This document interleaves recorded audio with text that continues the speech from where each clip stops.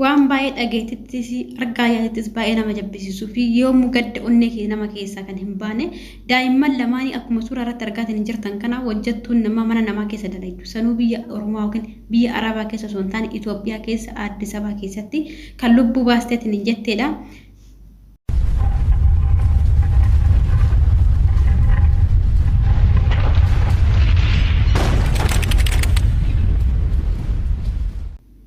السلام عليكم ورحمة الله وبركاته. الشماء أركفوني أكم درتور دكتور تفيدا وتوتا سانتي وروشو عندما كيسانو بكم جرتني تنجيني كوسنا دك أبو جتشا كويا حدا أودو كدا تكاكابين سنين في تجرا إني سمالي جتشون كيساني نبو وان باي دبيت أفيلنا مجبسيسو قررت أجيتت إجانس أركوت اللي وان باي نمجبسيسو باي نمقدسيسو توكو سني كابيت في تجرا إني سمالي جتشون كيساني فوجتون توكو منا نما كيساتي كانوا جتو biyya Oromaa keessa mana Arabaa keessa osoo hin taane biyyuma abbaa keenya biyyuma keenya keessa kanuma afaan keenya dubbattu kanuma lammii dhumeesii afaan isii akka isii dubbatu keessa dalaydu ijoollee miskiina ka afaan hin beekne daa'imman sabiyyee akkuma suuraa irratti argaatiin hin jirtan kana daa'imman sabiyyee lubbuu akka baastedha jechuudha. Yeroo ammaa kana immoo qabamtee akka mana hidhaa seentedha yookiin seera harka galtee akkasiin jirtuudha. Haadhaaf abbaan isii maal keessa jiran daa'imman kana maaliif lubbuu baaste? daa'imman sabiyyiidha silaa waan beektu isiin tun hojjettudha mana nama dalagaatiin hin jirti daa'ima nu qabi jedhanii amanaa bira dhiifatanii deeman dhugaadha namni waa balleessu malee namni waa itti badu malee namni waa rakkatu malee ol ka'ee lubbuu namaa hin baasu sanuu daa'imman sabiyyii nama akka isii dubbatee waa isii gochuu danda'u miti daa'imman sabiyyii maleekaa rabbi jechuudha dhugaa rabbi dubbachuudhaaf sabiyyii jechuun sabiyyii maleekan takka jedhan jechuun sabiyyiidha waan beektu waan ta'eef daa'imman dhiqoolee akkana jirtu kana lubbuu isaanii sanuu tokko qaluudhaan tokko immoo fannisuudhaan lubbuu isaanii kan baaftedha kan dubbatamaatiin hin jiru jechuudha. Magaalaa Addis Ababa keessatti biyya abbaa keenya keessatti biyya keenya keessatti lammii ofiiti jechuudha. Zarii isiiti lammii isiiti kan Arabaatii miti. Kan Arabaatu ta'e qoftee lubbuun namaa takkaadha. Namseen namseedha waan ta'eef. Namni namsee nama baateedha addunyaa wal akiraadha kan ittiin qixaatamu. Addunyaa ittiin hara hin galfattu akiraa ittiin hara hin galfattu. amma sanis ta'e kanas lubbuu daa'imman kana kan baaftedha kan dubbatamaa jiru haati isii bira dhiifattee daa'ima biraa badhee baate yoo mana galtu daa'imman tiinaa nyaattee naa uffattee naa uffiste na nyaachiste gaarii naa dheedeetteetiin yoo mana galtu daa'imman lubbuun hin jirre galtee jechuudha. Gara haadha dhalee maal taaree gara abbaa dhalchee maal taaree wachi alaa galaniitiin jedhanii daa'imman dhumtee torseenan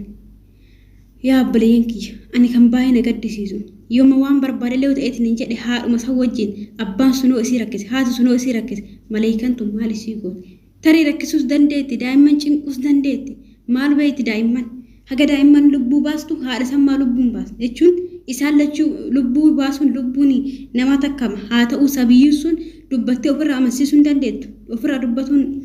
hin dandeettu haadhaaf abbaa warra yaada qabu warra ofitti fide san maaliif jara sawwaan goon haga daa'imman sabiyyii tan akkana gootu jechuudha. Subhaanallah zaman akkana kana keessa jirra kinu rabbiin nu haa laaffisu malee wallaahi billahi maaliif rabbii tokkicha nama silaa sodaachuu qaate dhiisneen biyya keenya keessatti karaa tokkoon mootummaatu nama fixa gama tokkoon ofuma kennaa hunyaanna jechuudha ofumaa dhaaba dhoggine ofumaa guddinne walii jibbine mee maaliin isii geette daa'imman sabiyyiin miskiinan harka maaltu daa'imman dhiqqoolee tana namaa qalee nama ajjeesa subhaanallah rabbii ilma namaa bicha biyya bar Itoophiyaa keessatti zayitii yeroo ammaa kana meeqan jirti waan biraa dhiisitii hiiqaa hundi waddade wanti hundi waddade garuu lubbuun namaa haga xurii qeesha jiraatan hanqataa jirti jechuudha. Hagas walii hanqataa jirra jechuudha. Kabaja waliif hin qabnu jaalala waliif hin qabnu ilmi namaa kabaja walirraa burqee jira. Guyyaa guyyaadha lubbuun namaa gamanatti rafaarrafamaa oolaa jira. Rabbiin nu haa laaffisu bichaa subhaanallah waan ta'u nu bichaan beeknu rahmata hin qabnu. Kana malee maaltu gamanatti rooba dhooggate uummanni gizee ammaa kana beelan dhumaatiin hin jiramu bitaa mirgatti jechuudha. Rabbii ofii yoo rakkatanis uummata akkana subhaanallah yoo argannis yoo rakkanis uummata rabbii qofa kana faalaala kinu rabbiin nutti dallanaa jechuudha. Isheen tun hadhaa fi harka mootummaa hin seenti tariiti amma qabamtee jirti harka mootummaa hin seenti erga mootummaa seente tariiti hidhamtee dhimma zalaalamii mootummaan achi keessatti nyaachisuu danda'a haati sunuu ka garaa isii madaayi. Abbaan sunuu ka garaa isii madaayi lubbuun lubbuu bakka hin bu'u duniyaa bakka bu'a malee lubbuun lubbuu bakka hin bu'u abadan. Isiin tunoo namni addunyaa kanarra taa'u hin jiru gaafa addunyaa tanarraa godaantee qixaata bakka lamaanii addunyaa irratti gadi baatee adda nama qixaatee deemtee baatee galtee jiraachuu hin dandeettu mana dhaa keessa dhimee jiraatti Akiratti illee akkasuma qixaatamtee jechuudha. Namsi namaa namsiidha waan ta'eef qixaata qabdi waan ta'eef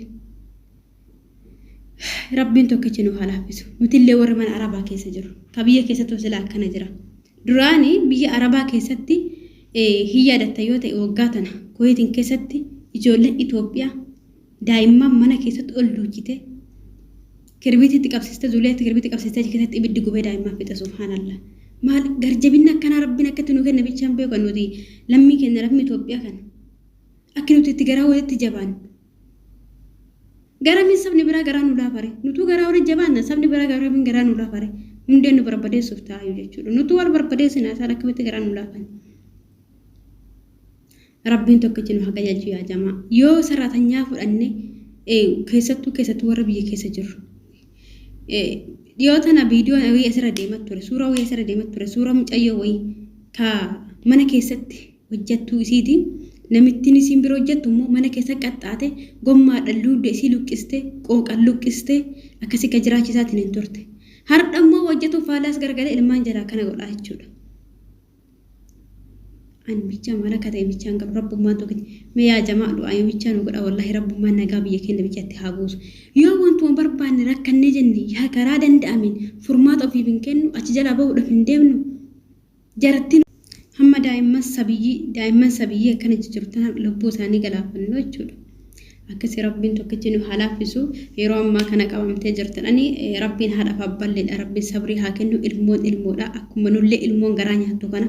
akkuma nullee namsiin garaa nyaattu kana haadhaaf abbalee garaa nyaatti rabbiin rahmata haa godhuuf ijoollee rabbiin itti araaramu haadhaaf abballee sabrii rabbiin haa kennuuf abbileen kana gara ta'e furmaata laallannu biyya ormaa keessallee jiraanne biyya keenya keessallee jiraanne yoo nutiin kun rabbii tokkichatti ol gorree bakka rakkannetti rabbii tokkichatti ol goone rabbii furmaata nu fida hanga achi garagallee lubbuu namaa baasuudhaaf qabeenya namaa barbadeessuudhaaf sharri namaatti dalaguudhaaf deemnu keessattuu sabiire ta'uu dandeenye maddaa'im qixxeen wajjin haasa'uudhaan maddaa'im illee ta'e hojjettuu biyya kana illee ta'e isin wajjin haasa'uudha malee miskiin afaan hin beekne sabiyyii afaan hin beekne waan hin taane rageessuudha rabbiin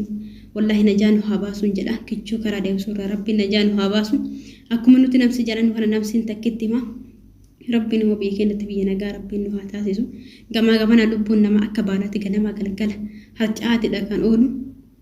lubbuun xiqqaa guddaadha mootummaan akkasitti nutti jira nuti ofii kennaa walitti gargallee akkana walitti jirra